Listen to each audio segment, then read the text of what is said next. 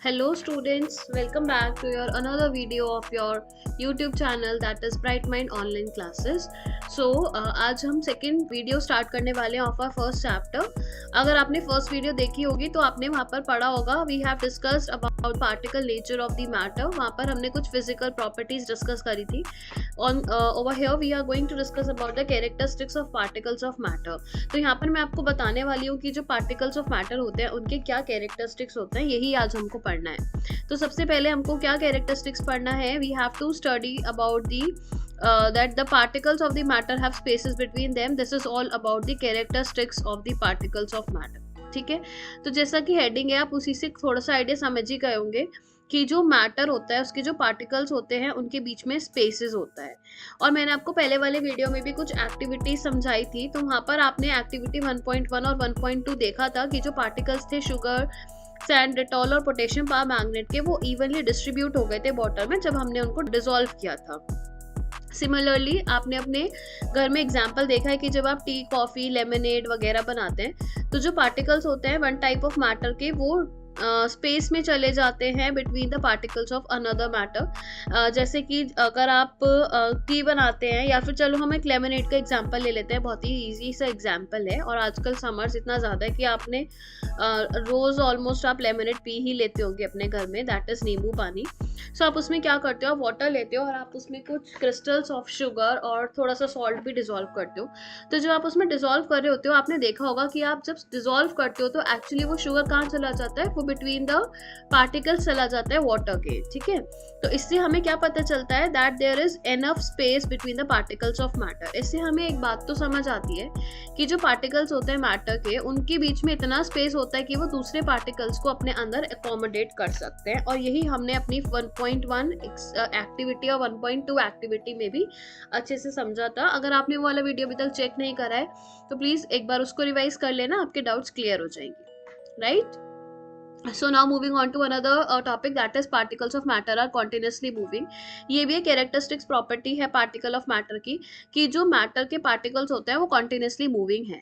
ठीक है, ये वाली एक्टिविटी आपने ऑब्जर्व की है, लाइक जब हम इंसेंस स्टिक को बर्न करते हैं अपने कॉर्नर ऑफ टेम्पल में, तो आपने देखा होगा कि उसकी स्मेल हमारे पूरे लॉबी में, पूरे जो टेम्पल है हमारा घर में, जो मंदिर है वहाँ पर पूरे में फैल जाती है। ऐसा क्यों होता है, क्योंकि जब आपने उसको लाइट अप किया तो जो उसके पार्टिकल्स थे उनके अंदर कुछ मोशन, लाइक कुछ एनर्जी आ गई, और जब आप उनको हीट अप कर रहे हो तो because of energy they are continuously moving. ठीक है, तो हम यहाँ से एक और चीज समझ सकते हो, ये कैरेक्टरिस्टिक्स है, this is a different another characteristics of particles of matter, कि जो पार्टिकल्स होते हैं ना मैटर के, वो हमेशा कॉन्टिन्यूसली मूविंग होते हैं।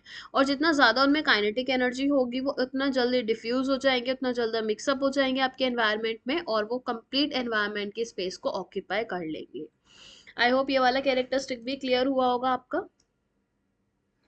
चलिए नेक्स्ट कैरेक्टरिस्टिक की तरफ चलते हैं। तो यहाँ पर इन्होंने एक एक्टिविटी की हेल्प से आपको समझाया है कि अगर आप एक crystal of copper sulphate drop करते हैं किसी भी हॉट वाटर में और कोल्ड वाटर में भी साथ में, या फिर अगर आपके पास कॉपर सल्फेट का क्रिस्टल अवेलेबल नहीं है आपकी लैब्स में, तो आप पोटेशियम परमैंगनेट भी डिजोल्व करके देख सकते हैं। तो हम यहाँ पर 2 ग्लास ऑफ वाटर ले लेना, उसमें one you have to take about the hot water and in another you have to take the cold water, and in both of them just try to drop a crystal of copper sulphate and potassium permanganate. तो आप जब उसको stir करोगे solution बनाने के लिए, तो आप देखोगे कि थोड़े टाइम बाद जो आपका वाटर था, जो आपका लिक्विड था, उसका भी कलर चेंज हो गया होगा, और कॉपर सल्फेट सॉल्यूशन या अगर आपने पोटेशियम परमैंगनेट लिया है तो वो लिक्विड में भी मिक्स हो गया होगा। बट क्योंकि आपके टेम्परेचर्स अलग अलग थे लिक्विड के, जैसे मैंने आपको बोला कि आपको एक हॉट वाटर लेना है और एक कोल्ड वाटर लेना है, तो आप देख सकते हो कि जब आप उसको मिक्स कर रहे होंगे तो आपका रेट ऑफ मिक्सिंग भी अलग अलग होगा दोनों टेम्परेचर के अकॉर्डिंग। इसको हम एक कॉमन एग्जाम्पल से भी रिलेट कर सकते हैं जो हम अपने एवरीडे लाइफ में देखते हैं। लाइक अगर आपको लेमनेड बनाना है, आपके पास कुछ क्रिस्टल्स हैं शुगर के, अगर आपको उसको डिसॉल्व करना है हॉट वाटर में और एक तरफ आपको उसको डिसॉल्व करना है कोल्ड वाटर में, तो आप किस में उसको इजीली डिसॉल्व कर पाएंगे, हॉट वाटर में या फिर कोल्ड वाटर में? ऑब्वियसली हॉट वाटर में। तो हॉट वाटर में आपने देखा कि जो क्रिस्टल्स थे वो इजीली डिसॉल्व हो गए, वो जल्दी से डिसॉल्व हो गए। तो ऐसा क्यों हुआ होगा, क्योंकि आपको यहाँ पर एक इम्पॉर्टेंट प्रॉपर्टी लर्न करना है दैट जो पार्टिकल्स होते हैं ना मैटर के, वो कॉन्टिन्यूसली मूविंग होते हैं, ये तो आपने पढ़ ही लिया है, और उनके पास काइनेटिक एनर्जी होती है। जब भी कोई पार्टिकल हमारा मोशन में होता है तो उसमें कौन सी एनर्जी आ जाती है, काइनेटिक एनर्जी आ जाती है। बट जैसे जैसे यहाँ पर टेम्परेचर राइज होता है तो पार्टिकल्स और फास्टर फास्टर मूव करने लगते हैं, यानी कि हम ये बोल सकते हैं कि उनकी रेट ऑफ काइनेटिक एनर्जी और ज़्यादा इंक्रीज हो जाती है। ठीक है, तो आपको यहाँ पर एक इंपॉर्टेंट पॉइंट लर्न करना है, मैं उसको अंडरलाइन कर देती हूँ आपके लिए, और आप अपनी बुक्स में भी उसको मार्क कर लेना, ये काफ़ी इंपॉर्टेंट होने वाला है आपके लिए।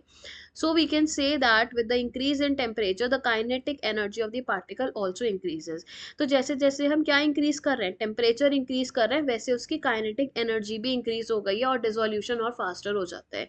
तो यहाँ पर हम एक चीज नोट कर सकते हैं कि टेम्परेचर हमारा डायरेक्टली प्रोपोर्शनल होता है काइनेटिक एनर्जी के, यानी कि अगर आपका टेम्परेचर इंक्रीज हो रहा होगा तो आपकी काइनेटिक एनर्जी जो है पार्टिकल्स की, वो भी इंक्रीज होगी। ठीक है, तो इन सारी एक्टिविटीज में हमने क्या ऑब्जर्व करा कि जो पार्टिकल्स है मैटर के, वो अपने आप आपस में इंटरमिक्स हो जाएंगे on their own, and they do so by getting into the space between the particles. वैसा क्यों कर रहे हैं, ये भी आपके लिए इंपॉर्टेंट है, क्योंकि उनके बीच में ऑलरेडी स्पेसेस प्रेजेंट है, जिस स्पेस को वो ऑक्यूपाई कर लेते हैं मिक्स होने के बाद।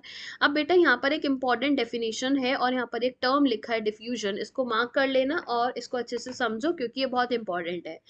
ये मैंने आपको बताया कि जो पार्टिकल्स हैं वो अपने आप ऑन देयर ओन यानी कि मिक्स होते रहते हैं, इंटरमिक्स होते रहते हैं। ठीक है, तो ये जो फिनोमिनन होता है ना इंटरमिक्सिंग ऑफ पार्टिकल्स का, जिसमें टू डिफरेंट टाइप्स के मैटर के जो पार्टिकल्स हैं वो आपस में मिक्स होते जा रहे हैं, इस प्रॉपर्टी को, इस फिनोमिनन को क्या बोलते हैं, diffusion. So this is an important question. In exams they can ask you what is diffusion. ठीक है, so diffusion is the intermixing of the particles of two different types of matter on their own. ये वाला word भी आपको learn करना है, it is an important keyword. on their own मतलब अपने आप वो आपस में mix होते जा रहे हैं। We observe that on heating diffusion becomes faster. और हम क्या observe कर रहे हैं कि जैसे जैसे हम particles को heat करते जाएंगे, diffusions यानी कि जो intermixing है वो उतना ही तेज होता रहेगा।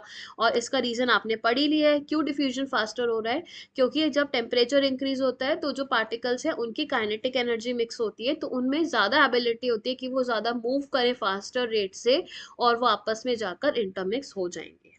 Is it clear? I hope ये क्लियर हो गया होगा। फिर भी अगर कोई डाउट है आपका, please write it in the comment section so that I am able to help with your doubts. Now moving further, we have another physical like another characteristic property that is particles of matter attract each other. ठीक है, तो यहाँ पर आपको क्या करना है, क्या पढ़ना है कि जो पार्टिकल्स होते हैं मैटर के वो आपस में एक दूसरे को अट्रैक्ट करके रखते हैं, यानी कि आपस में एक दूसरे को होल्ड करके रखते हैं। सो फॉर दिस इन्होंने एक एक्टिविटी समझाई है हमको कि आप डिफरेंट डिफरेंट ग्रुप्स बना सकते हैं एंड उसमें चेन्स बना सकते हैं, और आप फर्स्ट ग्रुप से पूछ सकते हैं, लाइक उनको बोल सकते हैं दैट आपको एक दूसरे को होल्ड करना है बैक से एंड लॉक करना है आर्म्स। ठीक है, आप सेकंड ग्रुप को पूछ सकते हो कि लाइक आप उनको बोल सकते हो कि जो सेकंड ग्रुप है they should hold their hands to form a human chain. वो बैक से नहीं पकड़ेंगे बट वो सिर्फ अपने हैंड्स को होल्ड करेंगे। और आप थर्ड ग्रुप को बोल सकते हो that they should form a chain by just touching each other, उनके बस फिंगर्स टच होंगे। और आप फोर्थ ग्रुप बना सकते हो स्टूडेंट्स का, उनको बोल सकते हो should run around and try to break the 3 human chains one by one into as many small groups as possible. आप उनको बोल सकते हो कि जितने ग्रुप्स में आप इनको ब्रेक कर सकते हो, जो हमने फर्स्ट 3 ग्रुप्स बनाए हैं आप उनको ब्रेक करिए एंड आप रन करिए और इनके ग्रुप्स को ब्रेक करने की कोशिश करिए। तो आपको बेटा क्या लगता है कौन सा ग्रुप बहुत इजीली ब्रेक हो जाएगा? मुझे ऐसा लग रहा है कि जो स्टूडेंट्स हैं they are thinking that third group को वो इजीली ब्रेक कर सकते हैं because they are forming a chain by just touching each other with only their fingertips. तो अगर आप फिंगर टिप्स से एक ग्रुप बनाएंगे तो उसको ब्रेक करना बहुत ईजी होगा। ऐसा क्यों होगा? क्योंकि वो जो स्टूडेंट्स हैं वो ज़्यादा फोर्स से एक दूसरे को अट्रैक्ट नहीं कर रहे हैं, they are just touching their fingers only, तो उनको ब्रेक करना ज़्यादा ईजी होगा। ठीक है, तो इसी को हम, ये जो आइडिया हमने लिया था यहाँ पर ग्रुप फॉर्म करने का और उनको ब्रेक करने का, यही आइडिया हम यहाँ पर यूज करने वाले हैं पार्टिकल्स ऑफ मैटर की प्रॉपर्टी पढ़ने के लिए कि वो एक दूसरे को कैसे अट्रैक्ट करके रखते हैं। ठीक है, तो यहाँ पर हमको पढ़ना है कि जो लाइक उनके बीच में कुछ फोर्स ऑफ अट्रैक्शन होने वाला है, बट अगर फोर्स ऑफ अट्रैक्शन बहुत वीक होगा तो हम पार्टिकल्स को इजीली दूर कर पाएंगे, लेकिन अगर फोर्स ऑफ अट्रैक्शन बहुत स्ट्रॉन्गर होगा तो पार्टिकल्स को दूर करना बहुत हमारे लिए मुश्किल होगा। ठीक है, और अभी हम इसको एक और एक्टिविटी से पहले ये समझ लेते हैं कि जो पार्टिकल्स हैं मैटर के वो एक दूसरे को अट्रैक्ट करते हैं या नहीं करते हैं। सपोज आपने एक आयरन नेल लिया, एक पीस ऑफ चौक लिया और एक रबर बैंड लिया, और उनको ट्राई करो ब्रेक करने की बाय हैमरिंग देम और कटिंग देम और stretching them, what ever you feel like, आप कोई भी मेथड अप्लाई कर सकते हैं। तो आप क्या ऑब्जर्व करोगे कि तीनों सब्सटेंस में से आपको क्या लगता है कौन सा इजीली ब्रेक हो जाएगा, आयरन नेल या फिर पीस ऑफ चौक या फिर rubber band. Piece of chalk तो बहुत इजीली ब्रेक होने वाला है, रबर बैंड में आपको थोड़ा सा एफर्ट करना पड़ेगा उसको स्ट्रेच करने में, और आयरन नेल को ब्रेक करने में तो आपको बहुत ज्यादा ही एफर्ट करना पड़ेगा। तो ये चीज तो क्लियर है कि आयरन के पार्टिकल्स हो या फिर चौक पीस जो है, जो चौक के पार्टिकल्स हैं उसमें, या फिर रबर बैंड में जो रबर के पार्टिकल्स हैं, उन्होंने आपस में एक दूसरे को होल्ड तो कर रखा है। ठीक है, तो इसका मतलब ये तो क्लियर हो गया कि जो पार्टिकल्स ऑफ मैटर है वो एक दूसरे को अट्रैक्ट तो करते हैं, बट ये चीज थोड़ा डिफरेंट होने वाली है कि कौन सा पार्टिकल ऐसा है जो बहुत ज्यादा ग्रेटर फोर्सेस को अट्रैक्ट करके रखा हुआ है। और यही चीज हमारी सॉलिड लिक्विड गैसेस में भी होती है, जो हम फर्दर इसी चैप्टर में डिस्कस करने वाले हैं। तो आइए चलो देखते हैं हमारी नेक्स्ट एक्टिविटी क्या है। इसमें हमको क्या लेना है, we have to take some water in a container and try cutting the surface of water with your fingers. ठीक है, आपको वाटर लेना है कुछ कंटेनर में और ट्राई करना कि उसके सरफेस जो है वाटर का उसको आप कट करने की कोशिश करना with your fingers. Were you able to cut the surface of water, what could be the reason behind the surface of water remaining together। तो आप उसको कट तो कर पा रहे हो क्योंकि आप फिंगर मूव कर पा रहे हो उसमें, जो वाटर का कंटेनर है उसमें आप फिंगर तो मूव कर पा रहे हो, तो आप कट कर पा रहे हो। लेकिन जो पार्टिकल्स हैं क्या वो अलग अलग आपको दिखाई दे रहे हैं, या वो क्या अलग अलग एक दूसरे से मतलब गिरे हुए हैं, ऐसा तो नहीं हो रहा है। तो उसका मतलब कुछ तो फोर्स है जो पार्टिकल्स ऑफ वाटर को एक दूसरे के साथ आपस में होल्ड करके रखा हुआ है। ठीक है, तो इसका मतलब हमें ये तो पता चल गया कि हमारा मैटर कैसा भी हो, लेकिन जो उसके पार्टिकल्स है ना वो आपस में एक दूसरे को अट्रैक्ट करके रखते हैं। तो ये जो हमने अबव 3 एक्टिविटीज पढ़ी हैं 1.6, 1.7 एंड 1.8, इससे हमें क्या सजेशन मिलता है कि जो पार्टिकल्स ऑफ मैटर हैं they have forces acting between them, उन सबके बिटवीन क्या है, कुछ फोर्स एक्ट हो रहा है जो एक दूसरे को होल्ड करके रखे हुए हैं। ये फिर से आपके लिए इंपॉर्टेंट हो गया है, so please underline this line, particles of matter have force acting between them, this force keeps the particles together. और यही जो फोर्स है ना ये इस पार्टिकल को आपस में होल्ड करके रखे हुआ है। The strength of this force of attraction varies from one kind of matter to another. But हाँ ये बात सच है, ये एक फैक्ट है कि जो स्ट्रेंथ है इस फोर्स ऑफ अट्रैक्शन का ये वेरी करता है different different kinds of matter में। ठीक है, और फॉर योर जनरल नॉलेज आपको पता होना चाहिए कि मैटर की 3 फॉर्म्स होती हैं, solid, liquid and gaseous form. तो तीनों फॉर्म्स में इसने क्या बोला है कि तीनों फॉर्म्स ऑफ मैटर में फोर्स ऑफ अट्रैक्शन जरूर होगा पार्टिकल्स के बिटवीन, लेकिन जो फोर्स ऑफ अट्रैक्शन होगा उनका जो नेचर होगा, यानी कि जो स्ट्रेंथ होने वाली है कि किस में ज्यादा फोर्स है, वो सॉलिड, लिक्विड, गैस तीनों में अलग अलग होता है, उनकी स्ट्रेंथ वेरी करती है।